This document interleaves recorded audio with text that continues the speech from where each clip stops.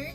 This is Coleene and welcome to Daily Power Up. I know it's been a month that we have been in quarantine and it's been a long time since we haven't seen each other in church and seen each other in person, but I believe that nothing can stop us from advancing God's kingdom here on earth, even in the midst of this crisis. So I just want to encourage you with this verse, and it's in Hebrews 13:5-6 in the Amplified Classic. It says, "Let your character or moral disposition be free from love of money, including greed, avarice, lust, and craving for earthly possessions, and be satisfied with your present circumstances and with what you have." But before I proceed, let's just stop there for a moment. So I just realized some things in this verse. And before quarantine, I noticed how cut up we were with our own thing. We're cut up in the busyness of the world, of our jobs, of our school, in our businesses. We were so cut up, even in the ministry and the busyness of whatever we were doing before the quarantine. And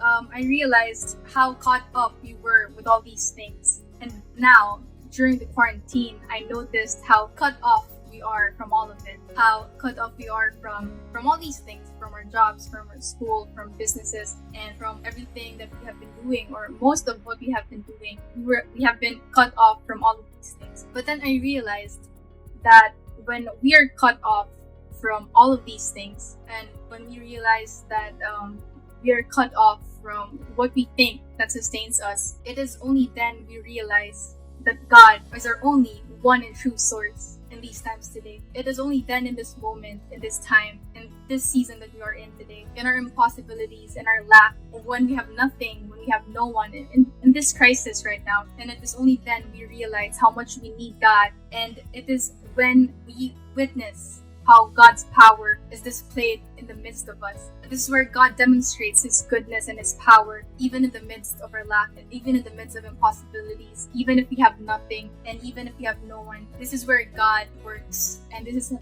where He shows us His power and His goodness before us. This is also when we realize how much we need God, and that apart from Him, we are nothing. Because even if we have all the things in this world, without Him, we are nothing. But even if we have nothing, with Him, we have everything. I realized, and I was reminded, that in these times today, let us set our mind on the things above and not on things on the earth. Colossians 3:2. And how I was reminded that all these things, all the things that I was caught up in, even before the quarantine, all these things will just pass away, and it can disappear in a snap. And it made me realize how fleeting life is and how temporary all of these things are. It taught me how to value these things, because even in the verse, if we read it back in verse 5, at the last part it says, "Be satisfied with your present circumstances and with what you have."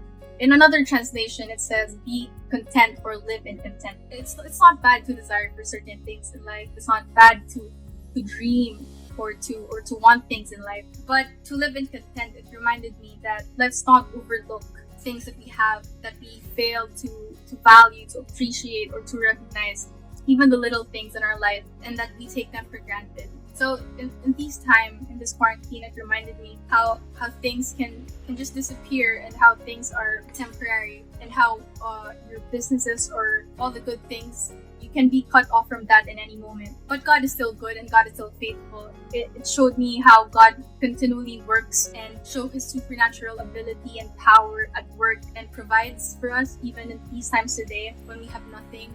But it also reminded me to value all the things that I have, even in the smallest things. How to value people, how to appreciate people, and encourage them every day, and live every day as if it's my last, and how to live wisely every day. But this verse is just amazing, and it revealed a lot to me. And if we continue on, it says, "For He, God Himself, has said, I will not in any way fail you, nor give you up, nor leave you without support." So even in this time today, when we have nothing, God is our one true source. Even it says in John 15, verse 1-8, that Jesus is our true vine, and apart from Him, we can do nothing. But if we continue to abide in Him and He in us, we become fruitful in every area of our life. So if we continue to just be connected to the vine, to Him, and abide in Him, He will never fail us, give us up, or leave us without support, even in this time. And I know that there have been many testimonies about this, that God has supernaturally provided for families right now, even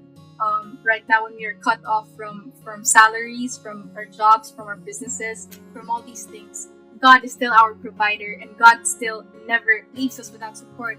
And He says, I will not, in any degree leave you. So it has been said 3 times, and it is emphasized. And when things are repeated in the Bible, it is significant, and it is emphasized because it is important and it is true. And God is assuring you right now that He will not in any degree leave you helpless, nor forsake you, nor let you down. And He says, relax my hold on you. Assuredly not. So isn't that amazing to think that God has His hold on us, that God has a firm grip in our life, and all we have to do is relax. Just relax His hold on us. God is saying to you right now, He's got you. So we take comfort and are encouraged and confidently and boldly say, the Lord is my helper. I will not be seized with alarm. I will not fear or dread or be terrified. What can man do to me?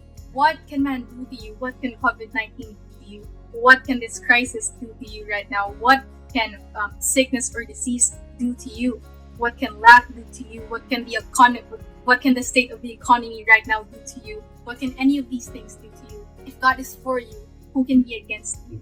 If God is on our side, how can we lose? God is for us. God is with us, and God is in us, and He is working, and His grace is always sufficient for us. In these times today, let's continue to take heart. Let's never lose heart. Let's never lose the fire. Let's always be encouraged by God's word, and let's be empowered by His grace and His Spirit, because in these times today, God is our provider. God is our healer. God is who He is, and He is always true and faithful, and He always keeps His word. So let's not fear. There's no room for fear. There's no room for worry. There's no room for discouragement in our life, because we know who God is in our life. God says, I will not fail you, nor give you up, nor leave you without support. So hang on to that word, hang on to the promise of God, and even in these times today, even when it seems like you are in a dire situation, you are in lack, you are in your impossibility, God is with you, God is for you, God is in you, and He's working for you, even if you don't feel it, even if you don't see it. So believe that right now and just receive it by faith, because God is with us. So after this is all over, I can't wait to see you all. So let's keep being connected, and I hope to see you all very soon. Thank you, and have a